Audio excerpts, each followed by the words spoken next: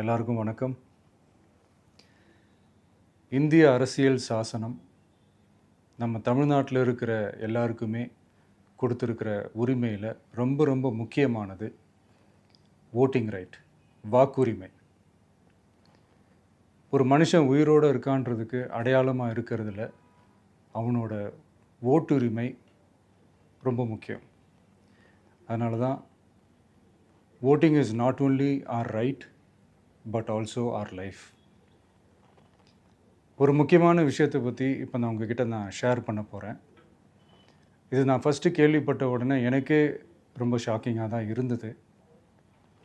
இப்போ நான் பேசிகிட்டு இருக்கிற இந்த நேரத்தில் தமிழ்நாட்டில் இருக்கிற நம்ம யாருக்குமே ஓட்டு போடுற உரிமையே இல்லைன்னு சொன்னால் நம்புவீங்களா? நான் நீங்கள் உட்பட யாருக்குமே அது இல்லை. நான் பயமுறுத்துறேன்னு நினைக்காதீங்க, அதுதான் நிஜமும் கூட. கொஞ்சம் ஏமாந்தால் நம்மளை மாதிரியே இன்னும் லட்சக்கணக்கான பேருக்கும் இதே நிலைமை தான்.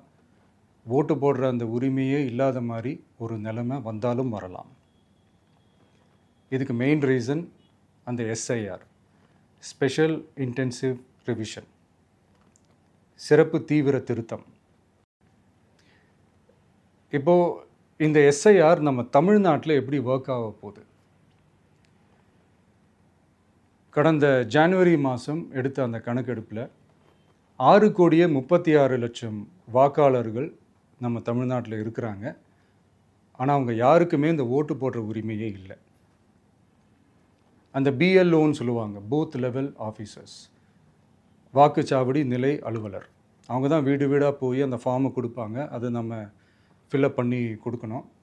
அதை தேர்தல் ஆணையம் அதை எடுத்துகிட்டு போய் அதை ஸ்க்ரூட்டினைஸ் பண்ணி அது எல்லாமே கரெக்டாக இருக்கான்னு செக் பண்ணி பார்த்ததுக்கப்புறம் அந்த வாக்காளர் பட்டியலை வெளியிடுவாங்க. அந்த வாக்காளர் பட்டியலில் நம்ம பேர் இருக்கணும், அப்போ தான் நம்மளால் ஓட்டு போட முடியும். அந்த புது பட்டியல் வர்ற வரைக்கும் நம்ம வாக்காளர்களான்றது அது உறுதியே செய்ய முடியாது. இன்கேஸ் அந்த புது பட்டியலில் நம்ம பேர் இல்லைன்னா அது ஒரு தனி ப்ராசஸ், அது ஒரு தனி ஃபார்ம், அது ஒரு தனி கிளைம்ன்ற மாதிரி அது ஒரு வேறு வேலை. ஸோ இந்த மாதிரி நிறைய சிரமங்கள் குழப்பங்கள் இருக்கிறதுனால மக்களுக்கு இது மேலே ஒரு கன்ஃபியூஷன் ஒன்று இருக்குது. இது என்ன வெரிஃபிகேஷனா இல்லை ஒரு மறைமுக ரீரெஜிஸ்ட்ரேஷனா இல்லை இது ஒரு நியூ ரெஜிஸ்ட்ரேஷன் மாதிரியே தானா அப்படின்ற மாதிரி நிறைய கன்ஃபியூஷன் இருக்குது. அவங்க செய்ய வேண்டியதெல்லாம் ஒன்றே ஒன்று தான். இந்த மாதிரி வீடு வீடாக போய் அந்த என்யூமரேஷன் ஃபார்ம் நம்ம ஃபில்அப் பண்ணி கொடுக்கும்போது அதுக்கான அக்னாலேஜ்மெண்ட்டை அந்த பிஎல்ஓ அந்த ஆஃபீஸர்கிட்ட இருந்து நீங்கள் வாங்கிக்கணும். அது ரொம்ப ரொம்ப முக்கியம். இது நான் சொல்கிறது வாக்காளர் பட்டியலில் ஆல்ரெடி உங்கள் பேர் இருக்கிறவங்களுக்கு நான் சொல்கிறேன். இப்போ புது வாக்காளர்கள், ஃபஸ்ட் டைம் ஓட்டர்ஸ், அவங்களுக்கு ஃபார்ம் 6ன்னு ஒன்று இருக்குது. அதை நீங்கள் ஃபில்அப் பண்ணி நீங்கள் உங்கள் ஏரியாவில் இருக்கிற சம்மந்தப்பட்ட அந்த உங்கள் அலுவலகத்தில் நீங்கள் டைரெக்டாகவும் சப்மிட் பண்ணலாம், இல்லை நீங்கள் ஆன்லைன்லேயும் சப்மிட் பண்ணலாம். அப்படி ஆன்லைனில் நீங்கள் சப்மிட் பண்ணிங்கன்னா அதுக்கான ஸ்க்ரீன்ஷாட்டை எடுத்து வச்சுக்கோங்க. ஃபோனில் மெசேஜ் வரும், அதை சேவ் பண்ணி வச்சுக்கோங்க.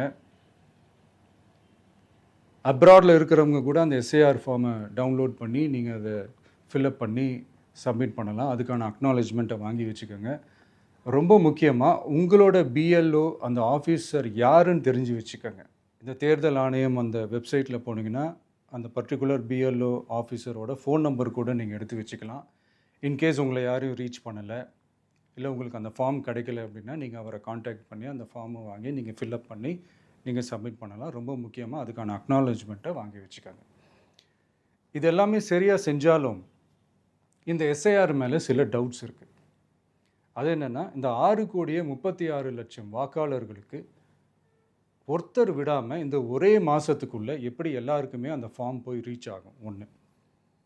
ரெண்டாவது, நீங்கள் வரும்போது வீட்டை பூட்டிட்டு வேலைக்கு போயிட்டு என்ன பண்ணுறது? இப்போ நீங்கள் வருவீங்கன்றதுக்காக வேலையெல்லாம் விட்டுட்டு வீட்டுக்குள்ளேயே உட்காந்துட்ருக்கணுமா? ஸோ இதில் மெயினாக பாதிக்கப்பட போகிறது உழைக்கிற மக்கள், ஏழைகள், வேலைக்கு போகிற பெண்கள். இவங்களுக்கு யார் கரெக்டான அந்த பதில் சொல்ல போகிறது? ஒரு நியாயமான எஸ்ஐஆர்னால் என்ன நடக்கணும்? இப்போது இறந்து போனவங்கள மார்க் பண்ணி அதுலேருந்து டிலீட் பண்ணணும். இப்போ போலி வாக்காளர்கள் இருந்தாங்கன்னா அவங்கள மார்க் பண்ணி டிலீட் பண்ணணும். இப்போ ஆல்ரெடி ஓட்டு இருக்கிறவங்களுக்கு எதுக்கு இந்த ரெஜிஸ்ட்ரேஷன் என்ற பேரில் இவ்வளவு குழப்பங்கள் அப்படின்றது தான் இங்கே கேள்வி. இப்போ புதுசாக வர வாக்காளர்களையோ இல்லை ஓட்டு இல்லாதவங்களையோ சேர்த்தா பத்தாதா? இப்போ ரீசெண்டாக நடந்த இப்போ எலெக்ஷன் 2021, 24 எப்படி எல்லாருமே ஓட்டு போட்டோம்? அதில் ஓட்டு போட்டவங்க கூட இப்போ புதுசாக ரெஜிஸ்டர் பண்ணணும்னா அது ஏன் அந்த கன்ஃபியூஷன் அப்படின்றத நாங்கள் கேட்குறோம். அதனால தான் நாங்கள் எஸ்ஐஆரை எதிர்க்கிறோம். இப்போ புதுசாக சில கம்ப்ளைண்ட்ஸ்லாம் வர ஆரம்பிக்குது. அது என்னென்னா முக்கியமாக நம்மளுடைய டிவிகே தோழர்களுக்கு அந்த ஃபார்ம் கிடைக்க மாட்டேங்குது, கொடுக்க மாட்டேன்றாங்க அப்படின்ற சில கம்ப்ளைண்ட்ஸ். இது யார் பண்ணுறாங்க அப்படின்றது நான் தான் சொல்லி தெரிய வேணும்னு ஒன்றும் அவசியம் இல்லை உங்களுக்கு. இப்போ இருக்கிற ஆட்சியாளர்கள் அவங்களுக்கு கைப்பாவையாக இருக்கக்கூடிய சில பேர் வந்து இதை செய்ய ஸ்டார்ட் பண்ணியிருக்கிறாங்க. அதனால் மைடியர் வர்ச்சுவல் வாரியர்ஸ், இதை வந்து சாதாரணமாக எடுத்துக்காதீங்க. இது எல்லாருக்குமே அந்த ஃபார்ம் போய் ரீச் ஆகணும். இதில் ரொம்ப உறுதியாக இருங்க. அதையும் மீறி உங்களுக்கு அந்த ஃபார்ம் கிடைக்கலன்னா இருக்கவே இருக்கும் ஆன்லைன். தேர்தல் ஆணையம் அந்த வெப்சைட்டில் போய் அந்த ஃபார்மை டவுன்லோட் பண்ணி நீங்கள் ஃபில்அப் பண்ணி சப்மிட் பண்ணலாம். உங்கள் வீட்டில் இருக்கிறவங்களுக்கு நீங்கள் செஞ்சு கொடுங்க, பக்கத்து வீட்டில் இருக்கிறவங்களுக்கு செஞ்சு கொடுங்க, தெரிஞ்சவங்களுக்கு, தெரியாதவங்களுக்கு, பழகினவங்களுக்கு, பழகாதவங்களுக்கு எல்லாருக்குமே நீங்கள் தயவு செஞ்சு கொடுங்க. அண்ட் ரொம்ப முக்கியமாக நம்ம ஜென்சி கிட்ஸ், நம்ம ஃபஸ்ட் டைம் ஓட்டர்ஸ், நம்ம புது வாக்காளர்கள், நம்ம நண்பா நண்பிகள், அவங்க ரொம்ப கேர்ஃபுல்லாக இருக்கணும். நான் ஆல்ரெடி சொன்ன மாதிரி உங்களுக்கான ஃபார்ம், அந்த ஃபார்ம் நம்பர் 6, அதை கரெக்டான டீட்டெயில்ஸோட கரெக்டான உங்கள் டாக்குமெண்ட்ஸை வச்சு அதை சப்மிட் பண்ணுங்கள். ஏன்னா வரப்போகிற தேர்தலில் நீங்கள் தான், அந்த ஜென்சி வாக்காளர்கள் தான் மிக முக்கியமான ஒரு ஃபோர்ஸ் அப்படின்றது எல்லாருக்குமே தெரிஞ்ச ஒரு விஷயம். அதனால் உங்களை டிஸ்டர்ப் பண்ணுறதுக்கு, உங்கள் பேரை அதில் இன்க்ளூட் பண்ணாமல் செய்கிறதுக்கு என்னென்ன வேலைகள் செய்யணுமோ, என்னென்ன தில்லுமுள்ளு வேலைகள் செய்யணுமோ எல்லாமே அவங்க செய்வாங்க. இது நமக்கு எல்லா திசையிலையும் எல்லா பிரச்சனைகள் கொடுத்துட்டு தானே இருக்கிறாங்க. அது டிஃபால்ட்டாக நடந்துட்டு தான் இருக்கும். அது ஒன்றும் பண்ண முடியாது. ஸோ அந்த மாதிரி ஓட்டு போடுற விஷயத்துலேயும் அவங்க என்ன உத்தரமராக மாறவா போகிறாங்க? இப்போ நான் சில மீட்டிங்ஸ்லலாம் ரிப்பீட்டடாக ஒரு விஷயம் நான் சொல்கிறேன்ல, 2 பேருக்கு நடுவில் தான் போட்டி அப்படின்ட்டு. அது மேடைக்கு மேடை அவங்க அதை ப்ரூவ் பண்ணிகிட்டு இருக்கிறாங்க. அதனால் தோழர்களே, வரப்போகிற தேர்தலில் நம்ம யாருன்னு காட்டணும், நம்ம பலம் என்னன்னு காட்டணும். அதுக்காக அந்த பலமான, அந்த பவர்ஃபுல்லான ஆயுதத்தை நம்ம கையில் எடுக்கணும். அந்த ஆயுதம் வேறு எதுவுமே இல்லை, ஓட்டு, வாக்கு, ஜனநாயகம். அது இருந்தால் தான் நம்ம அந்த வெற்றியை நோக்கியே நம்மளால் பயணிக்க முடியும். தமிழ்நாடே அந்த வாக்குச்சாவடி முன்னாடி திரண்டு நிற்கணும். அதை பார்த்துட்டு தமிழ்நாடே தமிழக வெற்றி கழகமா, இல்லை தமிழக வெற்றி கழகம் தான் தமிழ்நாடா அப்படின்ற மாதிரி இருக்கணும்.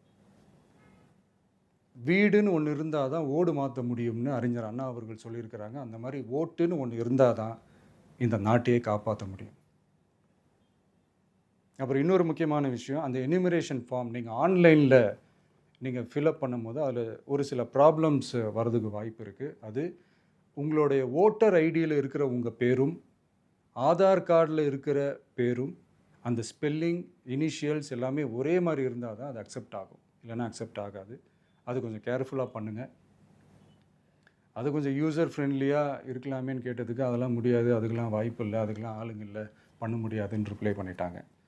ஸோ அதனால் மைடியர் டிவிகே தோழர்களே, மைடியர் ஜென்சி படை பலமே, உஷாராக இருங்க, கான்ஃபிடெண்ட்டாக இருங்க. நல்லதே நடக்கும். வெற்றி நிச்சயம். மீண்டும் சந்திக்கும் வரை நன்றி, வணக்கம்.